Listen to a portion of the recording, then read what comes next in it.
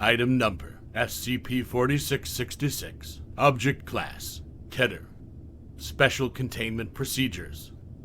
Web traffic and law enforcement channels worldwide are to be monitored for evidence of SCP-4666 activity, and particularly for cases of stalking or reports of anomalous phenomena involving families with young children. Should a Weissnacht event be suspected to be in progress, the nearest containment task force is to be dispatched to attempt containment of SCP-4666. Standard humanoid first contact protocols apply. Media coverage of family deaths attributed to SCP-4666 is to be suppressed, or falsified to make said deaths appear as non-anomalous home invasion murders. Forensic evidence and SCP-4666 Alpha instances collected by non-Foundation agencies are to be confiscated and witnesses amnesticized.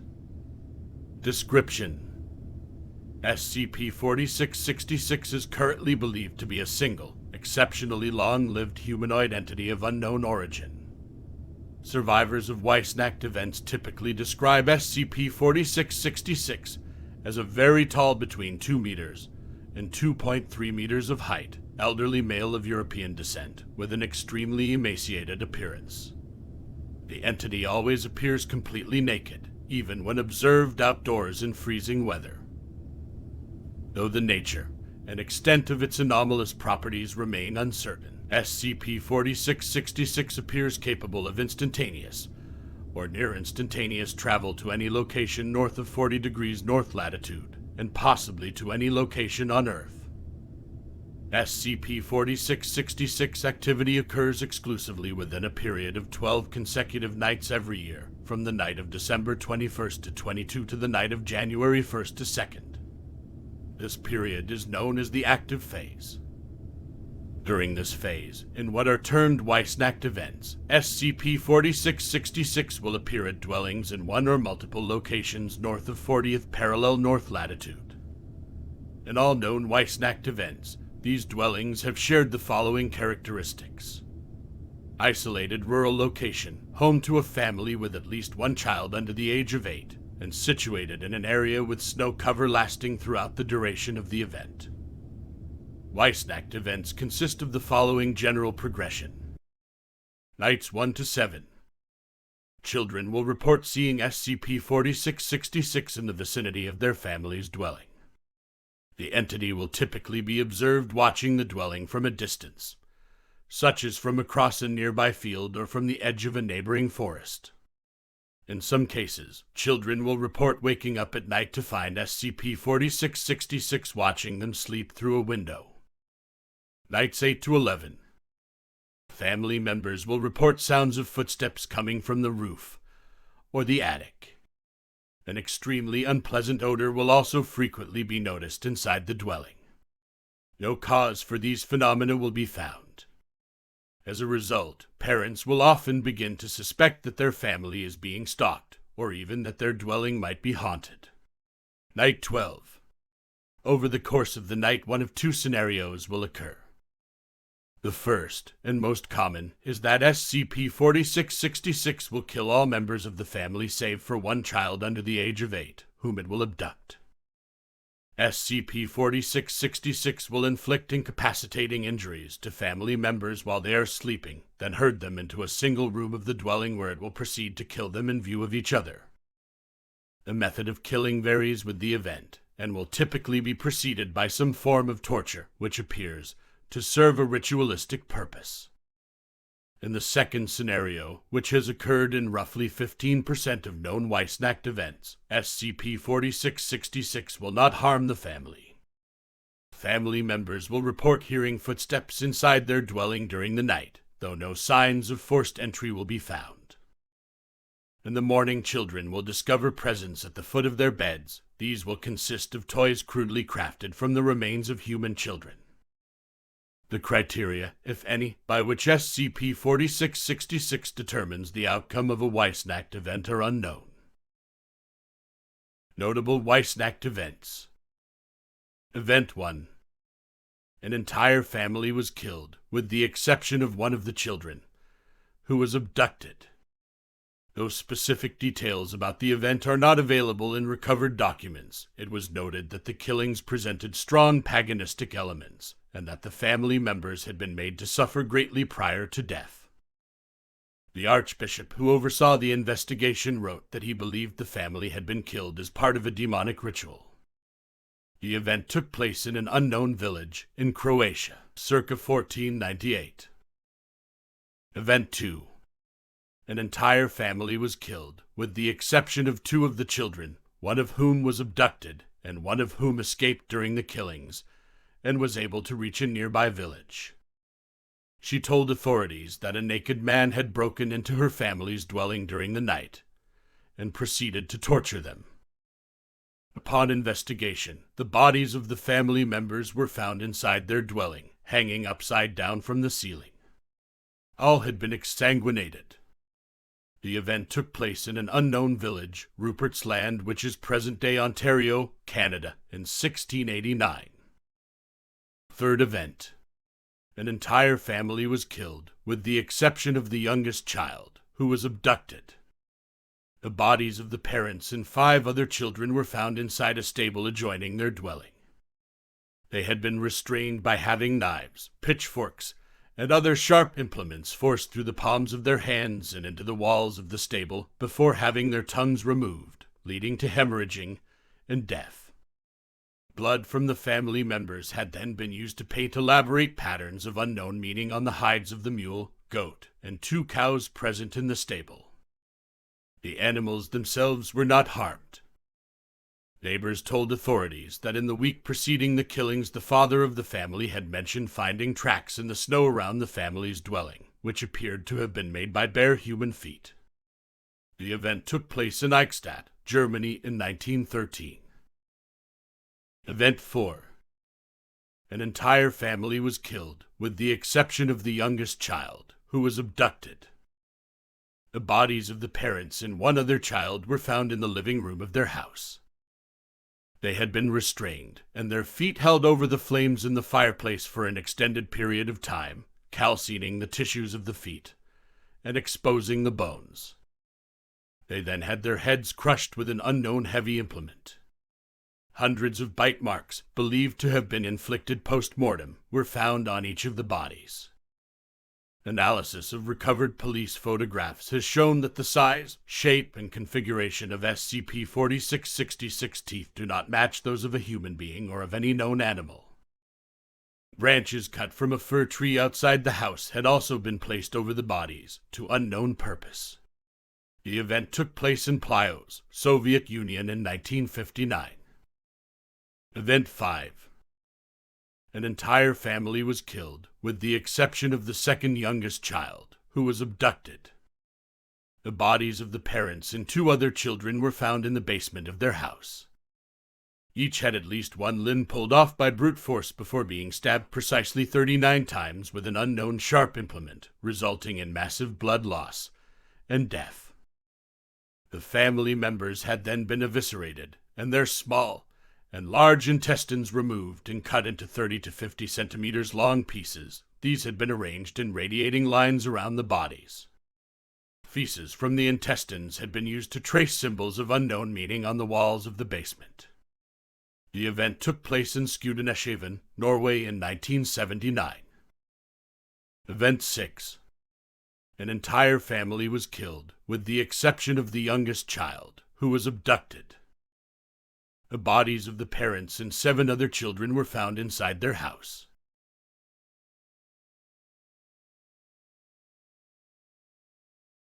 All had large pieces of skin removed from their backs, necks, and groins prior to death. Removed skin was found to have been partially consumed. They had then been killed by decapitation with a bucksaw that had belonged to the family. Following death, the family members' headless bodies had been carried to their respective rooms and placed on their beds. Each of the removed heads had also been placed upright on a step of the staircase leading from the 1st to the 2nd floor, with the parents' heads on the top 2 steps and the children's heads on the lower steps in decreasing order of age. The event took place in Egilsstadir, Iceland in 1996. Some of the notable SCP-4666 Alpha instances recovered.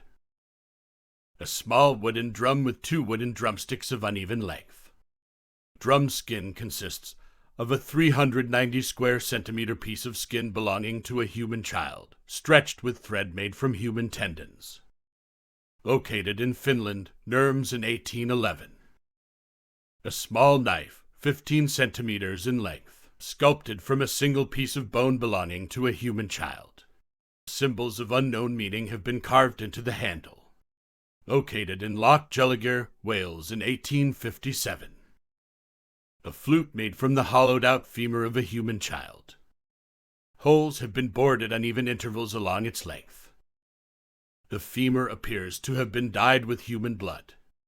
Located in Makat, Kazakhstan in 1903. A wooden box containing 13 miniature human-like figurines, each 4 to 6 centimeters in height. Made from the phalangeal bones of human children, tied together with strips of human tendon. The figurines have been decorated with human hair and small pieces of torn clothing. DNA testing revealed that the remains belonged to 18 separate children. Located in Bangor, Michigan in 1960. A ball, 23 centimeters in diameter, made from 19 layers of human skin wrapped tightly around the desiccated head of an unidentified human child. Layers of skin are held in place with pine resin. Located in Cape Broyle, Canada in 1976. A hairbrush. The handle is made of wood and poorly carved. In place of bristles, 43 deciduous human teeth have been set at irregular intervals into the handle. DNA testing revealed that each tooth belongs to a different child. Only 2 of the teeth could be matched to known abduction victims of SCP-4666. Teeth vary in age from a few days to over 400 years. Located in Baard, Netherlands in 2006. Discovery of SCP-4666. SCP-4666 seconds existence and ongoing activity were first detected in 1974 through the Foundation's newly implemented anomalous signature recognition program, when several highly similar home invasion incidents resulting in family deaths were found to have occurred throughout the Northern Hemisphere during the night of January 1st to 2nd. Extensive research into civilian and law enforcement archives worldwide eventually uncovered evidence of probable Weissnacht events for nearly every preceding year, going back to the late 18th century. Average of 3.1 known events per year.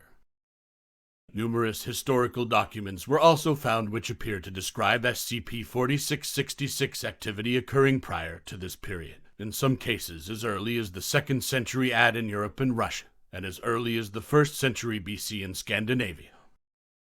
Fingerprints belonging to the same humanoid entity have been discovered at the locations of all Foundation-investigated Weissnacht events. These have been matched to a partial fingerprint found preserved in dried blood on a recovered SCP-4666 Alpha instance dating from 1873. The fingerprints present characteristics not known to occur in human beings. Human-like white hairs were also recovered from the locations of several Weissnacht events, though no DNA, human or otherwise, could be extracted from them. Addendum 4666-01. On the 2nd of January, 2018, several SCP-4666 Alpha instances were discovered at a family's residence in Hoona, Alaska, following the conclusion of Weissnacht event number 60198. Among these instances was SCP-4666 Alpha-960, which consisted of a crude, life-sized doll made from the emaciated body of a female child, to which the following modifications had been made. A dress made from various pieces of dirty, discolored clothing had been sewn around the body, and in several places, into the body's skin. The mouth had been sewn shut with thread made from human tendons, and the lips painted red with a solution consisting primarily of human blood. The fingernails of another child had been glued over the body's fingernails with pine resin. These had been painted red with the same human blood-based solution. 3 of the body's fingers were missing, The entire scalp had been removed from the head, and the scalp of another child with long, blonde hair sewn onto the head in its place. The hair had been tied into 2 braids. Both eyes had been removed, and 2 large round pebbles on which eyes had been crudely painted placed into the empty orbits. Upon examination by the family, the child from whom the doll had been made was found to be still alive, albeit unconscious. Authorities were notified, and the child was airlifted to Bartlett Regional Hospital in Juneau, Alaska, where she survived for 18 hours. 2 Foundation agents were dispatched and were able to interview the subject. Following the subject's death, her body was confiscated by the agents and all witnesses anesthetized as per standard procedure. DNA testing revealed the subject had been Ekaterina Morozova, age 7, a known abduction victim of SCP-4666 taken from her family's residence in Dubovka, Russia on the 2nd of January in 2016.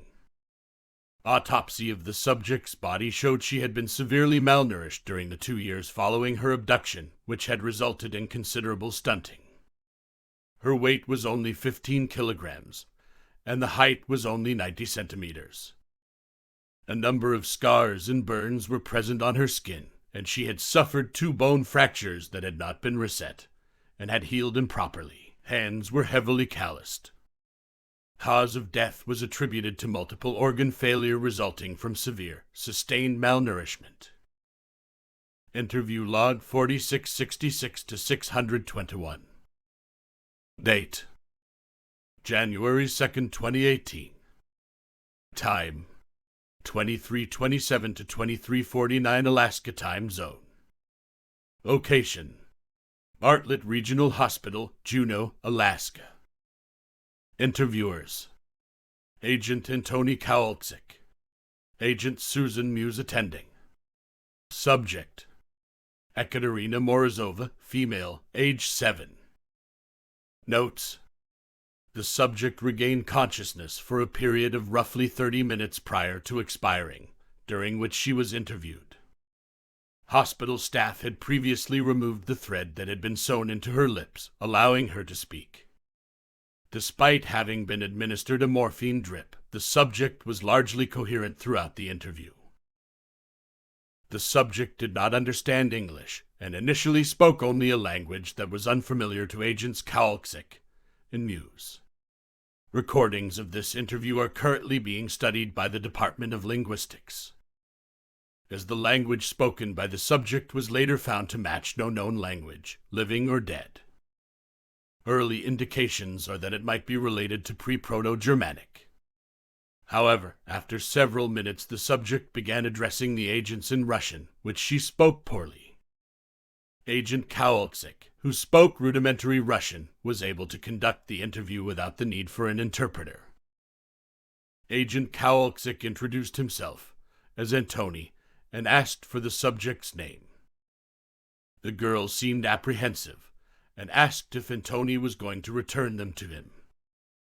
Agent Kowalczyk assured the subject that they wouldn't be taken back, and that he was there just to have a conversation.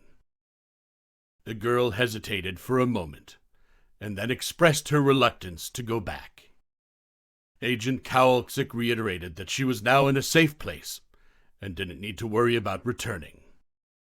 The girl didn't say anything further, maintaining a silence in response. Agent Kowalczyk inquired about the subject's recollection of the events, and asked if she remembered the night when her house was visited. The girl recalled the distressing memory, stating that the person who came to their house had harmed her family members, causing them to bleed. She mentioned that after the screams stopped, she was put into a bag. Agent Kowalczyk expressed surprise and concern by repeating his bag. The girl affirmed that the person had a large bag and elaborated that there were other children in the bag as well. She believed that the person took them to various houses where they heard people screaming outside the bag throughout the night. She explained that each time they went to a new house, another child was added to the bag. Eventually, after that night, the person took them all away. Agent Kowalczyk inquired about the location where the person was taken. The girl struggled to describe the place, but managed to convey that it was underground, using an unknown word to describe the depth. Agent Kowalczyk sought clarification, suggesting if the person meant a basement. The girl clarified further, describing the place as being deep underground with a combination of earth, mud, and ice, along with the presence of bones. She explained that everything was cold and that the coldness made it difficult for them to sleep. Agent Kowalczyk asked if there were other children present in that location. The girl confirmed that there were many children and described the existence of numerous tunnels and holes, although they couldn't see everything clearly due to the darkness. She mentioned a group of individuals including Renee, Hekla, Sasha, and Paul, with whom they shared a designated space referred to as their hole. In this space, they collaborated on making toys together. Agent Kowalczyk asked about the toys that the small girl mentioned. The girl then explained that making the toys was a requirement to receive food and avoid harm. She emphasized that if you stopped making toys or fell asleep, the person would inflict harm. Agent Kowalczyk inquired about the nature of the harm, asking how the girl was hurt. She then described various forms of harm, including being hit, burned, or having fingers bitten off. They revealed a gruesome detail that the person would cook and eat some of the children, mentioning specific names like Philippe and Sally. Agent Kowalczyk shifted the focus to subject's own experience, asking how she ended up in this situation and whether the person responsible had caused it. The girl paused before explaining that it was actually Renee, Hekla, Sasha, and Paul who inflicted these actions upon her. She implied that those individuals were compelled to do so for some reason. Agent Kowalczyk was puzzled and asked why they were forced to do these things. The girl revealed a chilling truth, stating that when someone became unable to make toys, they would become the subject of these horrific acts. That they would become the toys themselves.